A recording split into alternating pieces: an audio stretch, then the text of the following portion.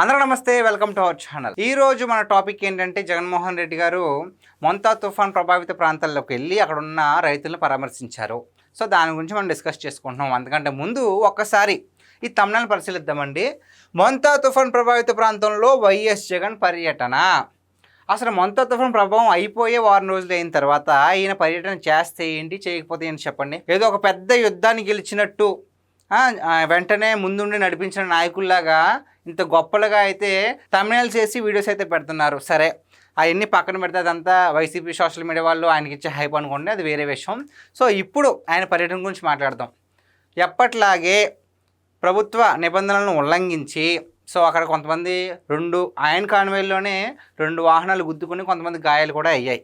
దాని తర్వాత ఆయన అక్కడికి వెళ్ళిన తర్వాత పెడనని నియోజకవర్గంలో అక్కడ పంట పొలాలను పరిశీలించారు, మాట్లాడుతున్నారు. ఎవరైతే అక్కడ రైతులు ఉన్నారో అనుకుంటున్నారో, కాకపోతే అక్కడ ఎవరు రైతులు కాదండి, మొత్తం అంతా కూడా పేటీఎం బ్యాచే. సో వాళ్ళంతా కూడా పెయిడ్ ఆర్టిస్టులు. సో వాళ్ళని తీసుకొచ్చి అక్కడ పెట్టి ఎన్ని అబద్ధాలు చెప్పారంటే, గత ప్రభుత్వ హయాంలో అంటే ఆయన గారి హయాంలో పంటల బీమా ఇచ్చారు అంట. అసలు ఆయన హయాంలో పంటల బీమా ఇవ్వలేదు, 3 ఏళ్ల పాటు ఇవ్వట్లేదు అని చెప్పేసి కేంద్ర మంత్రి పార్లమెంట్లో ప్రస్తావించారు. అప్పుడు ఏమైంది మీ పంటల బీమా గురించి? రైతులకు అన్యాయం చేస్తుంది కూటమి ప్రభుత్వం. ఎక్కడ చేసింది సార్? ఇంకెన్ని మాట్లాడినారంటే, మొంతా తుఫాను ఇక్కడ ప్రభావం జరుగుతుంటే చంద్రబాబు నాయుడు ఏమో విదేశాల్లో ఉన్నాడు, లోకేష్ ఏమో క్రికెట్ మ్యాచ్ చూస్తున్నారు అని చెప్పేసి ఈ మాటలు అంటున్నారు. అసలు మీరు ఆంధ్రలోనే లేరు కదా సార్. వాళ్ళంటే తుఫాన్ గురించి తెలిసిన వెంటనే అప్రమత్తమయ్యి సో ఒక టీంని ఏర్పాటు చేసి మొత్తం అంతా పర్యవేక్షిస్తూ ఆ ఎఫెక్టెడ్ ఏరియాస్లో ఉన్న ప్రతి ఒక్కరిని కూడా సురక్షితమైన ప్రదేశంకి తీసుకెళ్ళి మహిళలను బాలింతలను కూడా చాలా జాగ్రత్తగా తీసుకెళ్ళి, ఎవరైనా గర్భిణీ స్త్రీలు ఉంటే వాళ్ళకి చాలా జాగ్రత్తగా ఉంచి, వాళ్ళకి 3 పూట్ల కూడా నిత్యావసర సరుకులు, ఆహారం, నీళ్లు, మెడిసిన్స్ ఇవన్నీ అందించి మొత్తానికి ఎటువంటి ప్రాణహాని జరగకుండా అంత కష్టపడితే మీరు ఎక్కడున్నారు? ఆ టైంలో యలహంక ప్యాలెస్లో దుప్పటికప్పుడు కూర్చున్నారు. సో భయపడి వేరే రాష్ట్రంలో ఉన్నది మీరు సార్. వాళ్ళు నిరంతరం ఆ 3-4 రోజులు చాలా కష్టపడి ఏ విధంగా ఎంతవరకు నష్టం జరిగింది, సో ఏ విధంగా దాన్ని మళ్ళీ పోడ్చాలి, కేంద్రం నుంచి ఏ విధంగా సహాయం తీసుకురావాలి, అన్ని ప్రణాళికలు వేసుకుని దాని తర్వాత మీరు అన్నారు కదా విదేశాలకు వెళ్ళారని. సో ఏమీ మీకులాగా ఎంజాయ్మెంట్ చేయడానికి ఆయన ఒక పర్పస్ మీదే వెళ్ళారు.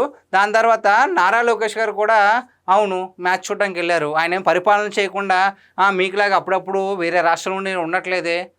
మన దేశంలో ఉన్న మహిళలు మంచి ప్లేస్లో ఫైనల్స్కి వెళ్ళారు, మ్యాచ్కి చాలా బాగా ప్రతిభను కనబరిచారు. సో వాళ్ళ ఎంకరేజ్మెంట్ కోసం వాళ్ళ మీద ఉన్న గౌరవంతో వెళ్ళారు. దాంట్లో మీకేంటి? సో ఈ విధంగా జగన్మోహన్ రెడ్డి గారు అన్న మాటలకి లోకేష్ గారు ఏ విధంగా స్పందించారో ఒకసారి చూద్దామా. సో ఇందాక జగన్మోహన్ రెడ్డి గారు అన్నారు కదండి, ఇక్కడ మొంతా తుఫాన్ ప్రభావం ఉంటేమో చంద్రబాబు నాయుడు గారు విదేశాల్లో ఉన్నారు, లోకేష్ ఏమో మ్యాచ్ చూడడానికి వెళ్తున్నారని చెప్పారు కదా. సో దానికి లోకేష్ గారు ఏ విధంగా స్పందించారో చూద్దాం. సో ట్విట్టర్లో ఆయన పెట్టిన పోస్ట్ ఏంటంటే, అప్పుడప్పుడు ఆంధ్రప్రదేశ్కి వచ్చే వైఎస్ జగన్ గారు ఎప్పుడు జనం మధ్య ఉండే మా వైపు ఒక వేలెత్తి చూపిస్తున్నారు, మీ వైపు 4 వేలు చూపుతున్నాయని మర్చిపోతున్నారు. తుఫాన్ హెచ్చరిక వచ్చినప్పటి నుంచి సాధారణ పరిస్థితి నెలకొనేదాకా ముఖ్యమంత్రి నుంచి ఎమ్మెల్యే వరకు, చీఫ్ సెక్రటరీ నుంచి విలేజ్ సెక్రటరీ వరకు అంతా ప్రజల చెంతే ఉన్నాం, ప్రజల్ని ఆదుకున్నాం.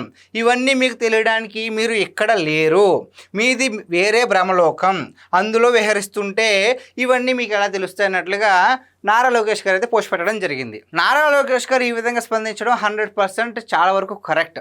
ఎందుకంటే నిజంగా తుఫాన్ హెచ్చరిక వచ్చినప్పటి నుంచి, తుఫాన్ జరుగుతుందా తెలుస్తున్నప్పటి నుంచి మొత్తం కూటమి ప్రభుత్వం నాయకులు ఎంతలా అప్రమత్తంగా ఉన్నారు, ప్రజల్ని ఏ విధంగా సేఫ్గా ఉంచారు అనేది మనం కళ్ళారా చూస్తూనే ఉన్నాం.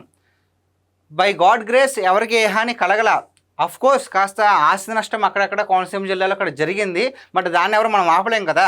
సో దాన్ని ఏ విధంగా పూడ్చాలి, ఆ నష్టాన్ని ఏ విధంగా చేయాలనేది ప్రభుత్వం ఆలోచిస్తుంది.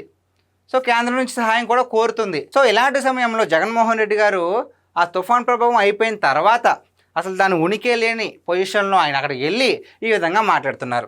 ఏమంటున్నారు? ముఖ్యమంత్రి దగ్గర నుంచి ఎమ్మెల్యే వరకు, చీఫ్ సెక్రటరీ దగ్గర నుంచి విలేజ్ సెక్రటరీ వరకు అంతా ప్రజల చెంతే ఉన్నాం. ఇది 100% కరెక్ట్, ప్రతి ఒక్కరూ చూసాం. సో ఇవన్నీ మీకు తెలియదంగా ఇక్కడ లేరు కదా అంటున్నారు. నిజంగా ఆయన లేరు కదా, ఆయన ఇప్పుడు వచ్చారండి. మొన్న ఒకసారి వచ్చారు, వీడియో కాన్ఫరెన్స్ అన్నారు, ఒక కాస్త స్క్రిప్ట్ చదివేసి వెళ్ళిపోయారు. మళ్ళీ ఇప్పుడు వచ్చారు, మళ్ళీ వెళ్ళిపోతారు. అలా వచ్చి వెళ్ళిపోవడం తప్పించి ప్రజల్లోకి వచ్చి కష్టాలేంటి తెలుసుకోరు కదా. ఓన్లీ సజ్జల గారు రాసిన స్క్రిప్ట్ చదువుతారు, వెళ్ళిపోతారు. సో ఆ విధంగా లోకేష్ గారు అన్నారు. ఇంకేమంటున్నారంటే ఆయన అన్నారు కదా క్రికెట్ చూడడానికి వెళ్ళారు లోకేష్ అని చెప్పేసి. సో దాని గురించి ఏమన్నారు, నాకు మహిళలంటే గౌరవం, దేశం అంటే భక్తి, అందుకే మహిళల వరల్డ్ కప్ ఫైనల్ మ్యాచ్ చూడడానికి ముంబై వెళ్ళాను. కోట్లాది మంది భారతీయులు తలెత్తుకునేలా మహిళామణులు వరల్డ్ కప్ గెలిస్తే నేనే గెలిచినంత ఆనందించాను. సొంత తల్లి చెల్లిని తరిమేసిన మీకు దేశభక్తి మహిళా శక్తి గురించి ఏం తెలుస్తుంది? ఏం కౌంటర్ వేశారండి నిజంగా.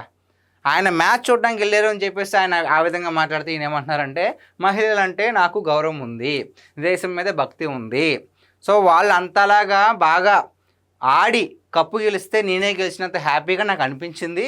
ఆయన తల్లిని చెల్లిని వదిలేసిన మీకు ఇవంటి తెలియదు కదా, మహిళల గురించి గౌరవం తెలియదు, దేశం మీద భక్తి తెలియదు కదా అని చెప్పేసి నారా లోకేష్ గారు చాలా స్ట్రాంగ్గా అయితే కౌంటర్ ఇచ్చినట్లుగా పోస్ట్ అయితే పెట్టడం జరిగింది. సో ఇది అంటే మనం ఒక మాట అనే ముందు, ఇప్పుడు లోకేష్ గారు ఇందాక చెప్పారు కదా ఎలా వేలు చూపిస్తున్నారు మీరు అంటే, మిగిలిన 4 వేలు మన వైపే చూపిస్తాయి. సో మన వైపు తప్పు ఉందా లేదా ముందు తెలుసుకుని ఆ తర్వాత వేరే వాళ్ళని విమర్శించాలి. సో గాయస్, ఇది ఈరోజు మన వీడియో. ఈ వీడియో పైన మీ విలువైన అభిప్రాయాన్ని కామెంట్ రూపంలో తెలియజేయండి. Thank you.